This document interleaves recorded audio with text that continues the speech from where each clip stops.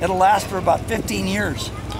And it's what they do is you glue it on with a special glue, and you take a regular household iron, and you set it to about 250 degrees to go over, and it shrinks the fabric. And you just kind of keep doing that till you get it nice and tight. Oh, okay. Then they stitch it. They call it rib stitching, and it's almost like trim tubing. Yeah, and see all the rib stitches in the wings here. Yeah. There's I don't know, 30,000 stitches or something in the wings. And you spend hours and hours and hours stitches. And then when you get the stitches on there, they put a piece of tape over here, and they call it tape. It's actually a cloth, and they glue that on, and then you spray a silver paint on there. It's for the sun reflective. It's trying to keep the ultraviolet rays from eating the fabric up. So you spray a silver base paint on, and then when it dries, you paint the color over. In the old days, they used to change this about every 2 years. And of course, if you have in China, you have 40 million people. You know, it's easy to do.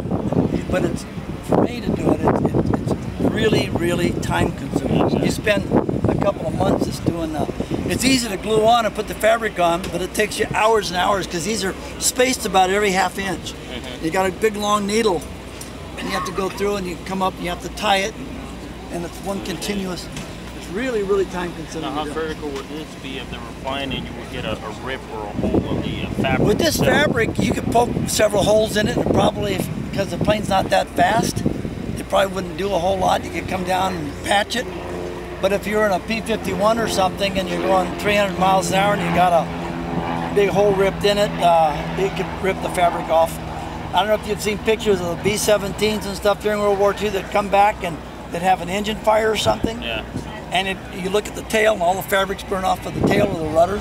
The fabrics all burn off. Okay. Because they were fabric covered too, the control surfaces. That's what it explains some of the fires inside that they were kind of spread kind of fast because of the materials they had. And in those days they used a dope, body-rate dope, and it was really flammable. And you get a flame on it and it goes poof, you know, and the fabric's gone. Mr. Tyson. Lindenberg, you know. Yeah. The new fabrics they got today are a lot better, and they last for years instead of. There's several disadvantages too. Is when you cover it, and it's good for 15 years, you can't get inside the wing and inspect the wings for any corrosion rating. So is what I did. If you look under the wing here, when we recovered the wing, when we had the wing apart, every place I thought there had to be a place we had to look at, I put an inspection ring on here. Okay.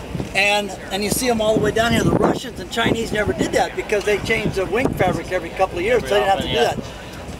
So those little teeny metal covers, when I go to inspect this again, I'll take a little razor blade and I'll cut this out, and these metal rings will keep the fabric from coming apart. Okay. Then I'll just pop these little aluminum covers over it to cover the hole. I see. And I did that. So is it been replaced by something less dark? Yeah, it's a Russian engine. Okay. It's 160 horse. This engine's so old, the plane was actually built in 56. The engine's so old that every 25 hours you got to pack the rockers with grease. Oh, really? Yeah, it doesn't have pressure lubricated rocker oil system in it. So are there parts available anywhere, or you have to make everything? The airframe parts, no problem. The engine, there's a fellow I know up in Washington who's got 4 or 5 engines brought over from China. The Russians built $7 these airplanes. You have to look because the guy up in Washington just brought in some carburetors,